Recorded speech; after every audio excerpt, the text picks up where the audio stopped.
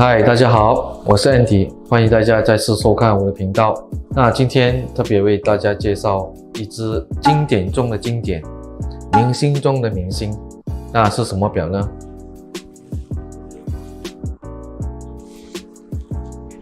？1655 Explorer 2。那为什么称为明星中的明星，经典中的经典？因为它是收藏家非常喜欢收藏的其中一只表，因为它的产量很少。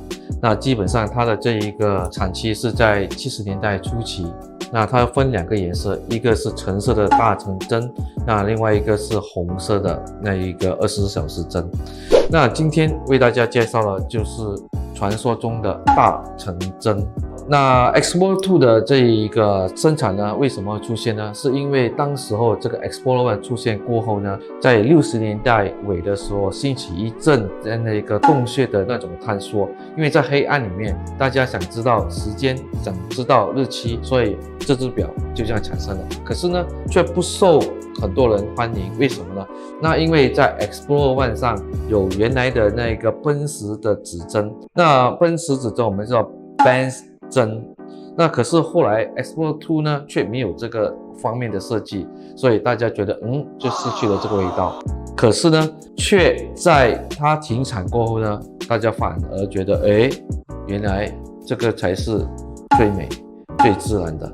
那所以现在很多人在追寻这一个款，那特别在香港很多明星，大家所熟悉的都在追溯这一支经典中经典，明星中的明星。那为什么我特别推荐？是因为它全部都是原装，原装针、原装面，所有的面是带 T25 的，还有包括原装的这一个表壳，都是最原始的，没有经过抛光处理。最重要，它还是带了原始卡，就是它的那一个 Warranty Paper。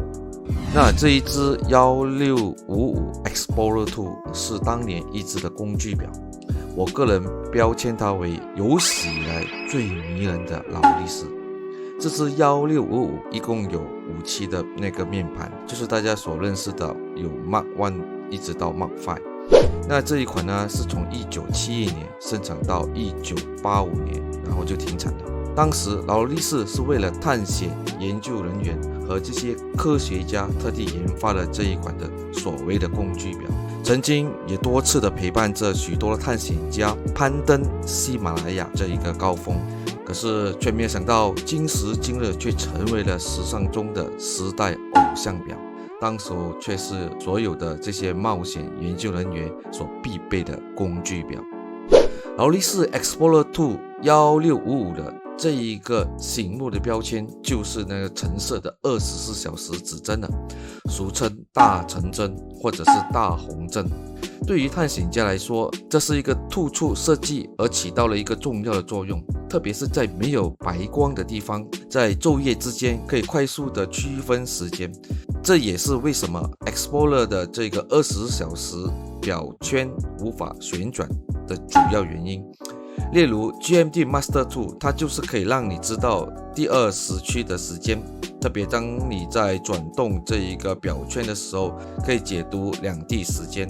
如果放在这个 Explorer 2的话，当你转动这个外圈的话，可能就导致解读混乱了。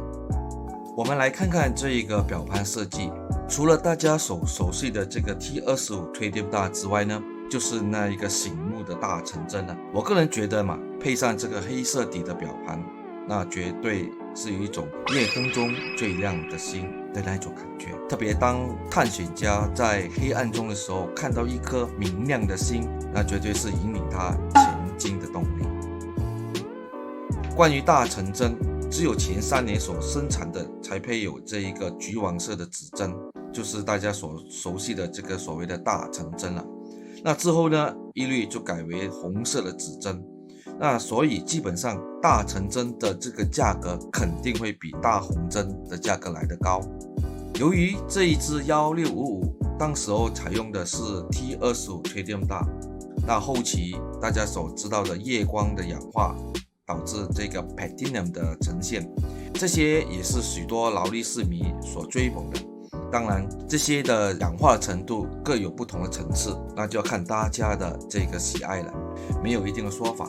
其实当年这一款1655推出之后呢，不是很多人喜欢的，因为没有采用这个 Benz 针，大家所熟悉的奔驰的针，所以当时就认为这个不是所谓的这个 Sport 表，或者说这种运动型的表。可是当后来物以稀为贵，慢慢的就造成今时今日的疯狂热卖了。我个人号称这一支1655 Explorer 2是史上最迷人的劳力士，绝对是许多古董收藏家所喜爱的其中一支必收的劳力士，也是许多劳力士迷心中占有一席之地的这一支劳力士。我相信它的受欢迎的程度绝对是永远能够持续下去的。那今天这一个 Explorer 2 1655这个型号就简单的介绍到此。那如果你觉得你对它非常有兴趣的，欢迎大家点击下面的这个 link， 那可以咨询有关更详细的资料。那谢谢大家观赏我的频道，那也不要忘了开启你的小铃铛，继续来收看我的频道。那也欢迎大家share出去。那谢谢大家，拜拜。